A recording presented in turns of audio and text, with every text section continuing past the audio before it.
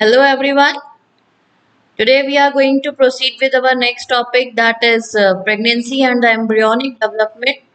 Earlier we have talked about the initial stages, that is the fertilization and whatever the changes was happening inside the process of fertilization. Now we will be seeing what is pregnancy and how this embryonic development has taken place. See, pregnancy will be there when the egg and sperm are going to get fused together. The fertilization will be there.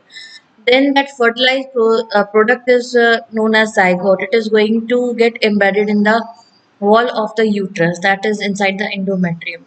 Then the woman will be considered as a pregnant. Okay, so after implantation there is a finger like projection appears on the trophoblast. Trophoblast means basically the outer lining of that structure, that is zygote, called chorionic villi.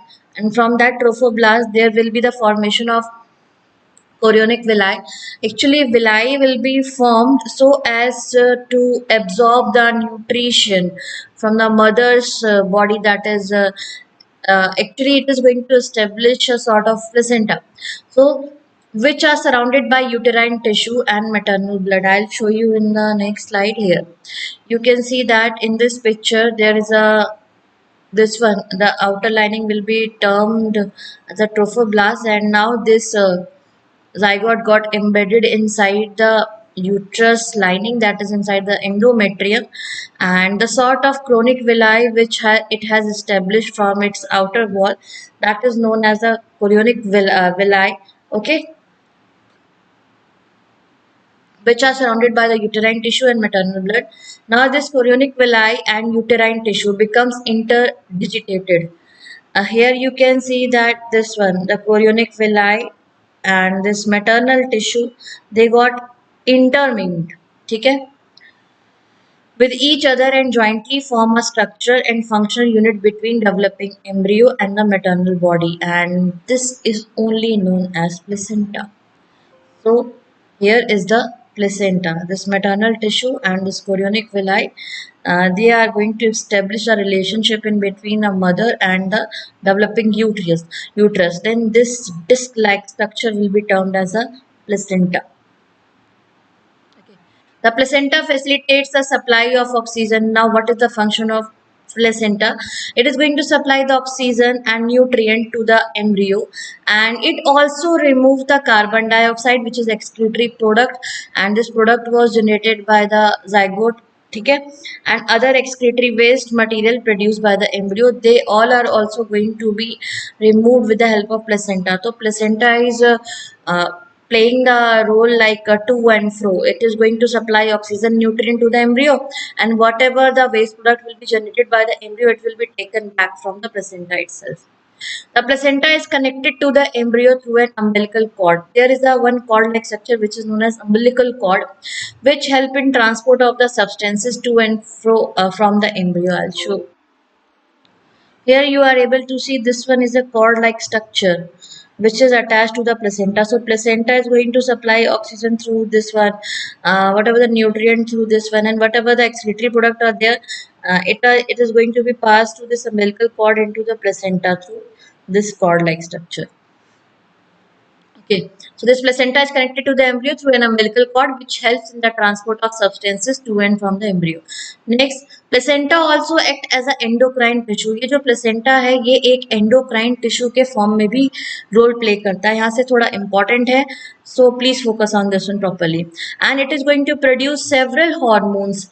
What are the hormones produced by this one? Human chorionic gonadotropin (HCG), human placental lactogen (HPL), oestrogens and progesterones. ठीक है, ये प्रोजेस्टेंस भी ये सब secrete किया जाता है किससे? प्लेसेंटा से. This point is very important, please focus. So in the later phases of pregnancy, बाद में a hormone called relaxin, there will be another hormone which is known as relaxin. It is also going to be secreted by the ovary, and it is going to function at the time of childbirth. Okay, so now let us remember that this HCG, which was produced by the placenta, HPL, and relaxin are produced in the woman only during pregnancy. And in addition, during pregnancy, the level of other hormones like estrogen, progestins, cortisol, prolactin, thyroxine, etc. These all hormones are going to get increased during that pregnancy period. So in the maternal blood, okay. So increased production of these hormones is essential for supporting the fetal growth. So regarding these hormones, the increased production is required so that fetal growth will be proper and the metabolic changes in the mother and the maintenance of pregnancy. For these purposes, it is required.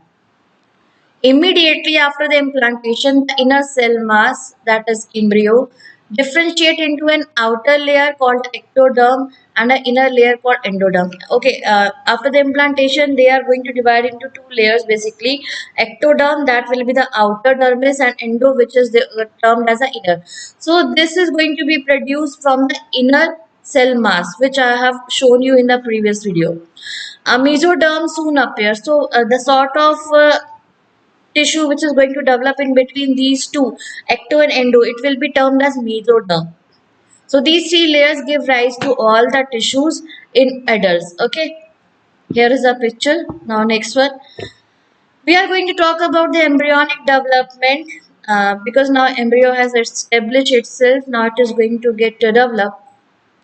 So all sexually reproducing multicellular animals, these are fundamentally developed from the single fertilized egg by the process of embryonic development from the single fertilized egg. ठीक है, तो ये single fertilized egg से develop होता है और इस process को हम बोलते हैं embryogenesis. Embryogenesis का जो event है उसमें कई सारे steps हैं. First is gametogenesis, in which there is a fusion of gametes. Second, when they will fuse together, the process will be termed as fertilization and the product will be zygote. Then after the formation of the zygote, there will be a n number of division, that is a mitotic division. It is going to result into blastula. And now next one is a gastrulation. About this blastula, we have already studied in the topic cleavage. Okay. Now gastrulation में क्या होगा? There is a development of the different layer, and the last one will be the organogenesis. Organogenesis, in which there will be the development of the different organs. So our next topic will be gastrulation, that we are going to do in our next video. By that time, do this much.